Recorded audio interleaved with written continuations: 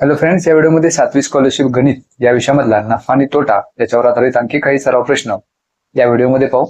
या आधीच्या दोन भागांमध्ये नवनीत स्वाध्याय 29.1 आणि 29.2 मधील प्रश्न आपण सोडवलेले आहेत. आजच्या या व्हिडिओमध्ये नवनीत स्वाध्याय 29.3 मधले आणखी काही सराव प्रश्न या घटकावर आधारित पाहू. सुरुवात पहिल्या प्रश्नापासून करू.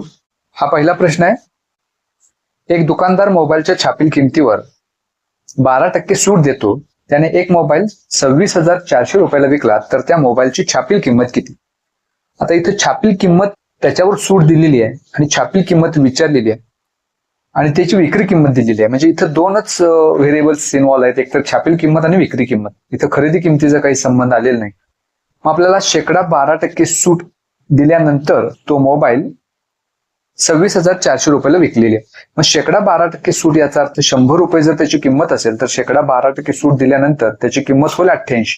मग छापील किमतीच्या 88% इतकी किंमत जर काढली तर ती 26,400 रुपये होते. मग समजा इथं छापील किंमत जी आहे त्याच्यासाठी अक्षर आपण घेऊया एक्स, कारण छापील किंमत आपल्याला किती आहे ते माहिती नाही. याचा अर्थ इथं असा होतो की एक्सचे म्हणजे छापील किंमतीचे 88% बरोबर 26,400 होतात.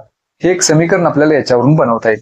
आता हे समीकरण सोडवलं की आपल्याला उत्तर मिळेल, एक्सची किंमत मिळेल आणि एक्स म्हणजे छापील किंमत जे इथे या प्रश्नात आपल्याला विचारले. मग एक्सचे 88% काढायचे म्हणजे 88/100 न त्याला गुणायचं बरोबर 26,400.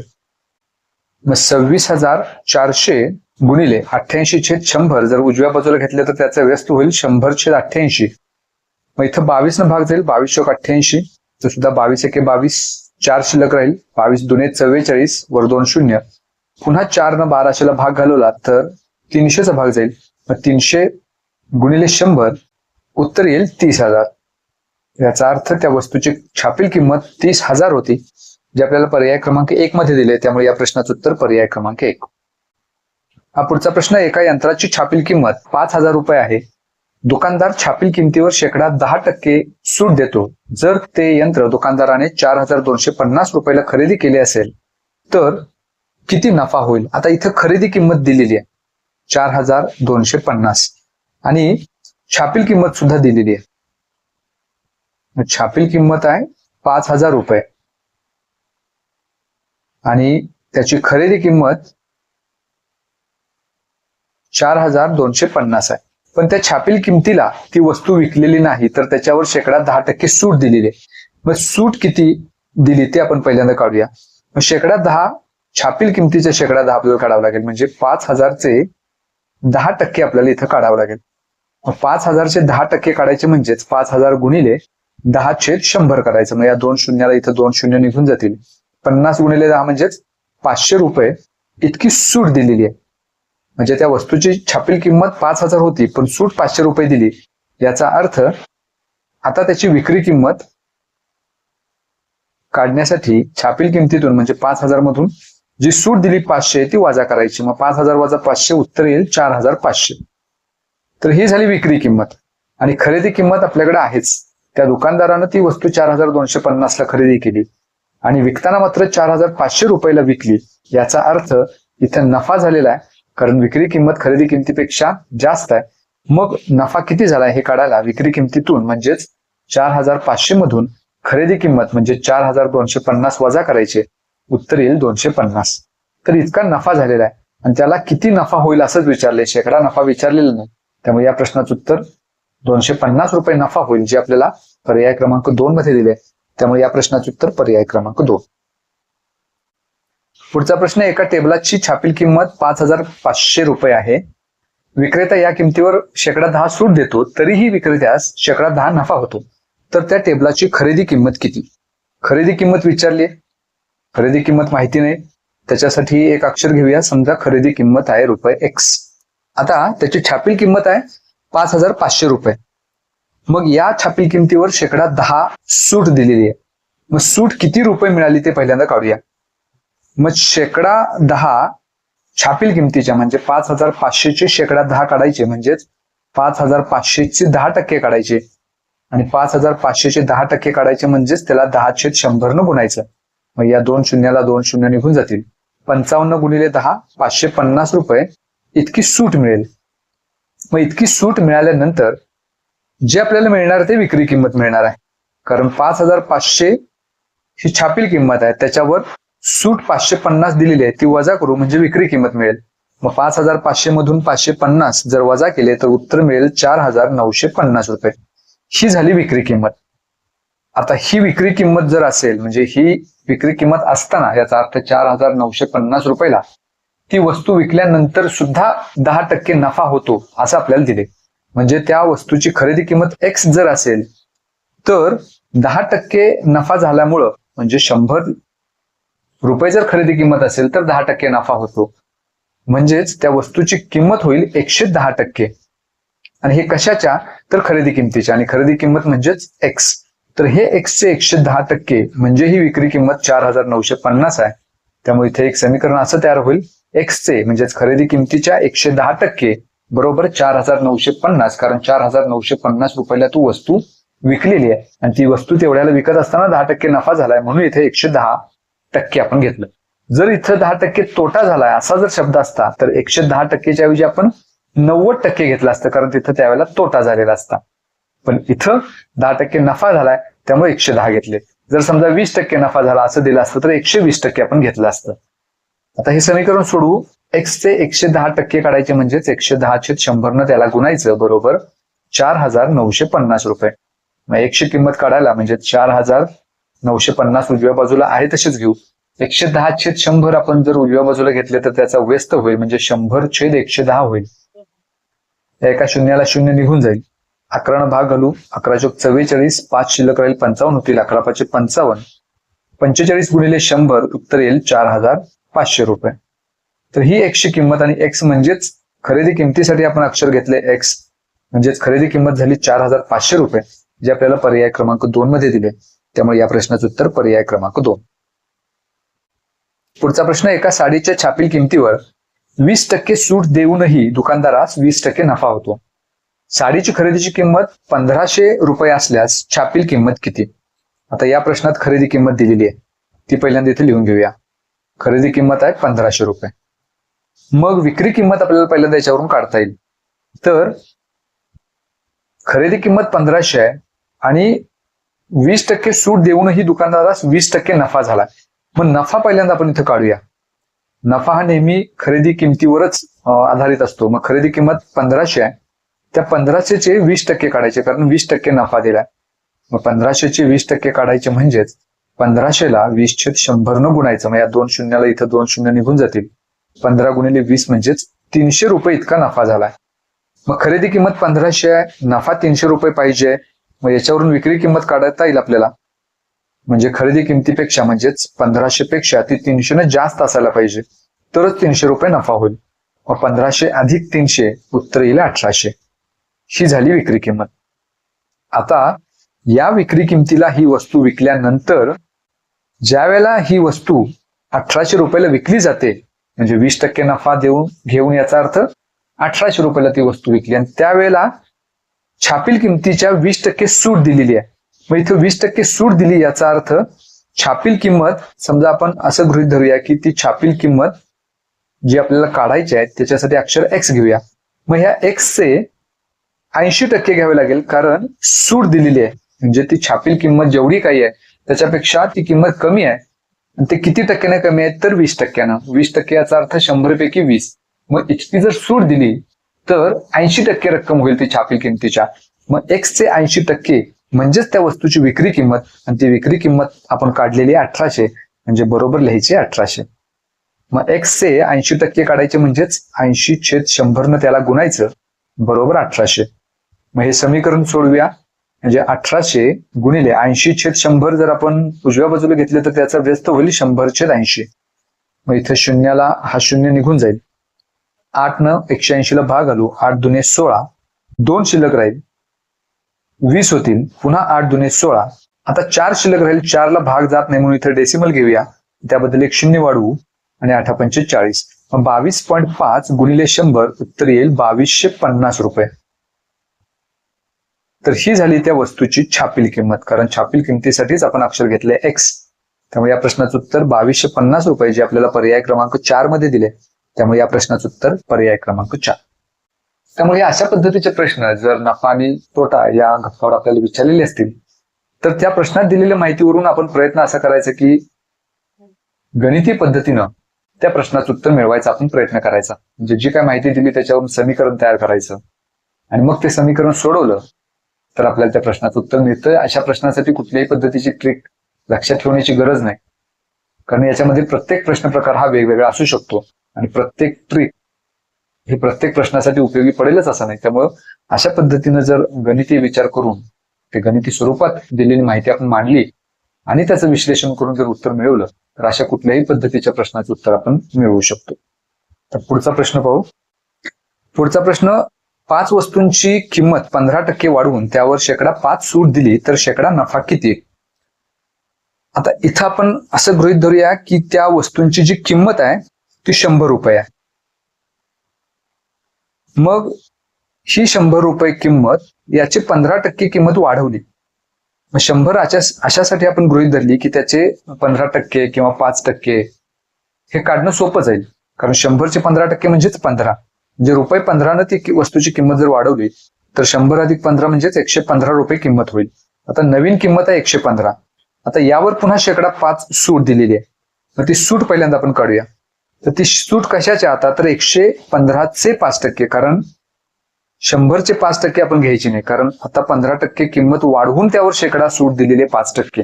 तेव्हा पहिल्यांदा किंमत वाढवायची, जे 100चे 115 होतील आणि या 115चे 5% आपल्याला काढायचे, तेवढी सूट आहे. मग 115चे 5% काढायचे म्हणजेच 115ला 5/100 न गुणायचं. मग 115 गुणिले 5 575 येईल, छेदामध्ये 100. मग 575/100 म्हणजेच 5.75 रुपये इतकी सूट दिलेली आहे. आता ही सूट कशाच्या? तर नवीन किमतीच्या, आणि नवीन किंमत आहे 115 रुपये. मग सूट देऊन जी काही किंमत मिळेल ती किंमत कशी काढायची? तर 115 मधून 5.75 वजा करायची. मग 115 वजा 5.75 जर केलं तर उत्तर येईल 109.25. तर ही झाली नवीन विक्री किंमत. आता प्रश्न आपल्याला असा विचारलाय की शेकडा नफा किती? आता हा नफा जो काढायचा आहे तो मूळ खरेदी किमतीच्या काढायचा आहे 100च्या. तो 115 वर नाही काढायचा, कारण ती किंमत वाढवल्यानंतर 115 त्याची किंमत झालेली आहे. मूळ किंमत त्याची 100 रुपये आहे, म्हणजे ही खरेदी किंमत झाली. तर नफा काढायला या विक्री किमतीतून म्हणजेच 109.25 मधून 100 वजा करायचे, उत्तर येईल 9.25. तर हा झाला नफा. आता हा नफा 9.25 कोणत्या किमतीच्या आहे? तर 100च्या. म्हणजे 100 पैकी 9.25 म्हणजेच 9.25% होईल किंवा शेकडा 9.25 होईल. मग हा पर्याय आपल्याला पर्याय क्रमांक 3 मध्ये दिलाय, त्यामुळे या प्रश्नाचं उत्तर पर्याय क्रमांक 3.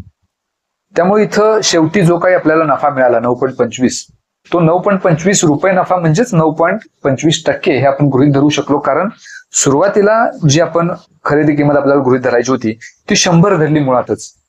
त्यामुळे त्याच्यावर जो काही नफा मिळणार तो शेकडा नफाच असणार आहे. त्याच्यासाठी ती गृहीत धरताना किंमत आपण 100 धरली होती, ती जर 200 घेतली किंवा 1000 घेतली तर त्या पद्धतीनं मग शेवटी पुन्हा आपलं कॅल्क्युलेशन वाढेल. म्हणून मग गृहीत धरतानाच ती किंमत 100 आपण धरली, जेणेकरून पुढचा कॅल्क्युलेशनचा भाग आपला सोपा होईल. तर हे असे काही प्रश्न असतात ज्याच्यावर आपण काही किमती गृहीत धरून ते कॅल्क्युलेशन पूर्ण करून त्या प्रश्नाचं उत्तर मिळवू शकतो. पुढचा प्रश्न असा, एक दुकानदार कॅमेऱ्याच्या छापील किमतीवर 8% सूट देतो. त्याने एक कॅमेरा 4600 रुपयास विकला तर त्या कॅमेऱ्याची छापील किंमत किती? 4600 रुपयास तो कॅमेरा विकलाय म्हणजे ती झाली त्याची विक्री किंमत. म्हणजे विक्री किंमत आपल्याकडे आहे. छापील किंमत विचारली, इथं खरेदी किमतीचा काहीच प्रश्न नाही. छापील किंमत विचारली, त्या छापील किंमतीवर 8% सूट दिली असं दिले. छापील किंमत माहिती नाही आपल्याला, मग ती छापील किंमत आपण समजा X रुपये इतकी गृहीत धरली. आता याची सूट ती 8% दिलेली आहे. मग ती सूट छापील किमतीची आहे, म्हणजेच Xचे 8% इतकी सूट दिलेली आहे. आणि Xचे 8% इतकी सूट जर दिली तर त्या वस्तूची किंमत आता किती होईल? तर 100 पैकी 8% सूट दिली तर वस्तूची किंमत होईल 92%. याचा अर्थ छापील किमतीचे 92% म्हणजेच ही विक्री किंमत आहे 4600. मग याच्यावरून एक समीकरण आपण असं तयार करू शकतो की छापील किमतीचे म्हणजेच Xचे 92% बरोबर तो कॅमेरा ज्या किमतीला विकलाय ती किंमत म्हणजे 4600. हे समीकरण तयार झालं. आता हे सोडू. एक्स चे 92% काढायचे म्हणजेच 92/100 त्याला गुणायचं बरोबर 4600. एक्स ची किंमत काढायला उजव्या बाजूला 4600 आहे तसेच 92/100 जर उजव्या बाजूला घेतले तर त्याचा व्यस्त होईल 100/92. मग इथं 92 न भाग घालूया, 4600 ला 50 चा भाग जाईल, मग 50 गुणिले 100 म्हणजेच 5000. ही झाली त्या वस्तूची छापील किंमत 5000 रुपये, जे आपल्याला पर्याय क्रमांक 1 मध्ये दिले. त्यामुळे या प्रश्नाचं उत्तर पर्याय क्रमांक 1. पुढचा प्रश्न आहे, गोपीचंद 50,000 रुपयाच्या खरेदीवर 40% सूट देतो. हिरालाल तेवढ्याच रकमेच्या खरेदीवर प्रथम 25% सूट देतो व नंतर आलेल्या रकमेवर पुन्हा 15% सूट देतो. तर हिरालालला गोपीचंदपेक्षा किती रुपये कमी अथवा जास्त मिळतील? मग इथे दोन व्यक्ती आहेत. पहिला गोपीचंद, त्यानं जितकी सूट दिली ते पहिल्यांदा आपण काढूया. म्हणजे 50,000 वर तो 40% सूट देतोय, म्हणजेच 50,000चे 40% काढायचे म्हणजे 40/100 त्याला गुणायचं. मग या 2 शून्याला 2 शून्य निघून जातील. 500 गुणिले 40 उत्तर येईल 20,000. हा इतकी सूट देतोय गोपीचंद. आता त्याच पद्धतीने हिरालाल सुद्धा किती सूट देतोय ते पहिला काढूया आपण. तो पहिल्यांदा 25% सूट देतोय त्याच किमतीवर, म्हणजेच 50,000चेच. मग 50,000चे पहिल्यांदा 25% काढू, म्हणजे 25/100 त्याला गुणू. 2 शून्याला 2 शून्य निघून जातील. 25 गुणिले 5 125 वर 2 शून्य म्हणजे 12,500 रुपये पहिल्यांदा सूट देतोय. आता 50,000 मधली 12,500 इतकी सूट दिली तर शिल्लक रक्कम राहील 37,500. आता या आलेल्या रकमेवर तो पुन्हा 15% सूट देतोय, म्हणजे 37,500चे 15% काढायचे. याचा अर्थ 37,500 ला 15/100 गुणायचं. पुन्हा या 2 शून्याला 2 शून्य निघून जातील. 375 गुणिले 15 हा गुणाकार येईल 5,625. म्हणजे हिरालाल हा 2 वेळा सूट देतोय. पहिल्या वेळेला 12,500, नंतर 5,625. या दोन्हीची बेरीज केली तर एकूण तो सूट किती देतोय ते आपल्याला कळेल. मग 12,500 अधिक 5,625 या दोन्हीची बेरीज केली तर 18,125 रुपये इतकी सूट हिरालाल देतोय. मग गोपीचंद सूट देतोय 20,000 रुपये, हिरालाल सूट देतोय 18,125 रुपये. मग गोपीचंद हा सूट जास्त देतोय हिरालाल पेक्षा. मग तो किती रुपये सूट जास्त देतो हे कसं काढायचं? तर 20,000 मधून 18,125 रुपये हे वजा करायचे. मग 20,000 वजा 18,125 उत्तर येईल 1,875. तर इतकी सूट गोपीचंद जास्त देतोय. प्रश्नात विचारले की हिरालालला गोपीचंदपेक्षा किती रुपये कमी अथवा जास्त मिळाले. मग गोपीचंद ज्या अर्थी जास्त सूट देतोय याचा अर्थ गोपीचंदला हिरालालपेक्षा तेवढे रुपये कमी मिळालेले असणार. म्हणजे गोपीचंदला 1875 रुपये हिरालालपेक्षा कमी मिळालेत. पण प्रश्नात विचारले हिरालालला गोपीचंदपेक्षा किती रुपये कमी अथवा जास्त मिळालेत. मग हिरालाल सूट कमी देतोय याचा अर्थ त्याला रुपये जास्त मिळणार. याचा अर्थ हिरालालला गोपीचंदपेक्षा 1875 रुपये जास्त मिळणार, कारण तो कमी सूट देतोय. आणि हा पर्याय आपल्याला पर्याय क्रमांक 3 मध्ये दिसतोय. त्यामुळे या प्रश्नाचं उत्तर पर्याय क्रमांक 3. हा पुढचा प्रश्न आहे, लक्ष्मणरावांनी 10,500 रुपयाचे शेअर्स विकत घेतले. त्यावर 0.5% दलाली दिली तर दलालीसह शेअर्सची खरेदी किंमत किती? हे 4 पर्याय आपल्याला दिलेले आहेत. मग दलालीचा दर दिलाय 0.5%, शेअर्सची विक्री किंमत दिलेली आहे. मग शेअर्सची आपल्याला प्रश्नात खरेदी किंमत विचारली. मग पहिल्यांदा आपल्याला दलाली किती ते काढावे लागेल. मग ती दलाली आहे 10,500चे 0.5%, ते पहिल्यांदा काढूया. मग 10,500चे 0.5% काढायचे म्हणजेच 10,500 ला 0.5/100 न भागायचं. मग या 2 शून्याला 2 शून्य निघून जातील. 105 गुणिले 0.5 हा जर गुणाकार आपण केला तर उत्तर येईल 52.5. तर इतकी दलाली आहे. मग तो शेअर ज्या वेळेला खरेदी केला जातो त्या शेअरची खरेदी किंमत किती असा प्रश्न विचारलाय. मग तो शेअर खरेदी करत असताना त्या शेअरची मूळ किंमत म्हणजे 10,500 द्यायचेच आहेत, अधिक त्याची दलाली पण आपल्याला द्यावी लागेल ज्याच्याकडून आपण तो शेअर खरेदी करतोय त्या व्यक्तीला. म्हणजेच 10,500 मध्ये ही दलाली जी एका शेअरवरची दलाली आहे 52.5 ती मिळवावी लागेल. मग 10,500 अधिक 52.5 ही जर बेरीज केली तर 10,552.5 रुपये इतकी किंमत होईल इतकी खरेदी किंमत होईल एका शेअरची. मग आता हे दिले आपल्याला पर्याय क्रमांक 3 मध्ये, त्यामुळे आपले या प्रश्नाचे उत्तर पर्याय क्रमांक 3. पुढचा प्रश्न, एका दुकानदाराने 20 वस्तूंच्या खरेदीवर 5 वस्तू फुकट दिल्या तर शेकडा किती टक्के सूट दिली? 4 पर्याय आपल्याला दिलेले आहेत. हा थोडासा छोटासा प्रश्न दिसतोय, थोडासा कन्फ्युजिंग आपल्याला वाटतोय. आपण असं गृहीत धरायचं की इथं त्या वस्तूची खरेदी किंमत आपल्याला माहिती नाही. कॅल्क्युलेशनला सोपं जावं म्हणून त्या वस्तूची खरेदी किंमत आपण गृहीत धरूया 100. म्हणजे एका वस्तूची खरेदी किंमत 100 आहे असं आपण गृहीत धरू. अशा किती वस्तू आहेत? तर 20. मग 20 वस्तूंची खरेदी किंमत किती असेल ते आपल्याला त्याच्यावरून काढता येईल. एका वस्तूची खरेदी किंमत 100 असेल तर 20 वस्तूंची खरेदी किंमत काढायला 20 ला 100 न गुणायचं, उत्तर येईल 2000 रुपये. ही झाली 20 वस्तूंची खरेदी किंमत. आता एवढी खरेदी केल्यावर त्यावर 5 वस्तू फुकट दिलेल्या आहेत तर शेकडा सूट किती असा प्रश्न विचारलाय. म्हणजे सूट जी आहे ती रकमेवर न देता वस्तूंवर दिलेली आहे. मग समजा ह्या 5 वस्तू फुकट दिल्या नसत्या तर त्याची खरेदी किंमत किती असती? तर 20 वस्तूंची खरेदी किंमत 2000 असतीच, शिवाय त्या 5 वस्तूंची खरेदी किंमत पण असती. मग एका वस्तूची खरेदी किंमत 100 असेल तर 5 वस्तूंची खरेदी किंमत 500 असणार आहे. त्याचा अर्थ ती सूट जर दिली नसती तर त्या वस्तूची खरेदी किंमत झाली असती 2000 अधिक 500 म्हणजेच 2500. हे सगळ्यात महत्वाचं आहे. आता शेकडा सूट आपण काढूया. सूट किती दिली? तर 5 वस्तू. 5 वस्तू फुकट दिल्या म्हणजेच 5 वस्तूंची जी काही किंमत आहे तेवढी सूट दिली. मग 5 वस्तूंची किंमत किती आहे? तर 500 रुपये. त्यामुळे सूट दिलेली आहे 500 रुपये. आता ही शेकडा सूट किती हे काढायचं आहे. मग ते शेकडा सूट काढायला जी काही सूट दिलेली आहे 500 रुपये त्याला एकूण खरेदी किमतीनं भागायचं म्हणजे 2500 न. चुकून जर इथं आपण असं घेतलं छेदामध्ये 2000 तर ते उत्तर आपलं चुकणार, कारण ती 2000 किंमत 20 वस्तूंची आहे. शेकडा 5 सूट देतो याचा अर्थ 25 वस्तूंची खरेदी किंमत आपल्याला छेदामध्ये घ्यावी लागेल, कारण ती वस्तू जर फुकट दिल्या नसत्या तर त्याची किंमत झाली असती 2500 रुपये. म्हणून छेदामध्ये 2500 घ्यायचे आणि शेकड्यामध्ये रूपांतर करायचं म्हणून त्याला 100 न गुणायचं. मग 2 शून्याला इथं 2 शून्य निघून जाईल. 25 न भाग जाईल 500 ला 20 चा, त्यामुळे शेकडा सूट येईल 20%. हे दिले आपल्याला पर्याय क्रमांक 1 मध्ये, त्यामुळे आपल्या या प्रश्नाचं उत्तर पर्याय क्रमांक 1. आता इथं मुद्दाम कन्फ्युजिंग दुसरा पर्याय जो आहे 25%, हे सुद्धा आपलं उत्तर मिळणार आहे. जर आपण छेदामध्ये 2500 ऐवजी 2000 घेतलं तर उत्तर आपलं 25% मिळतं आणि तो पर्याय आपल्याला दुसरा दिसतोय आणि तो पर्याय आपण सिलेक्ट करतो. पण इथं हे लक्षात ठेवायचं की सूट 5 वस्तू इतकी दिली, त्यामुळं छेदामध्ये 25 वस्तूंची जी खरेदी किंमत आहे ती घ्यायची, 20 वस्तूंची घ्यायची नाही. हा पुढचा प्रश्न, सदाभाऊंनी आंब्याची 300 कलमे प्रत्येकी रुपये 250 याप्रमाणे विकली. विक्रीतून सदाभाऊंना शेकडा 2 दराने अडत मिळाली तर सदाभाऊंना किती रुपये अडत मिळाली?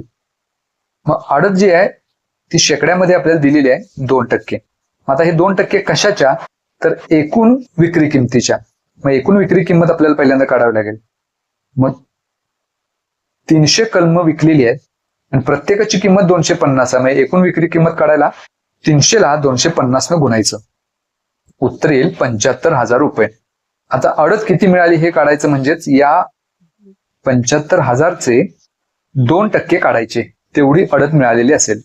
मग 75,000चे 2% काढायचे म्हणजेच 75,000 ला 2/100 न गुणायचं. 2 शून्याला इथं 2 शून्य निघून जातील. 750 गुणिले 2 म्हणजेच 1500. तर 1500 रुपये इतकी अडत मिळाली हे दिले आपल्याला पर्याय क्रमांक 2 मध्ये, त्यामुळे या प्रश्नाचं उत्तर पर्याय क्रमांक 2.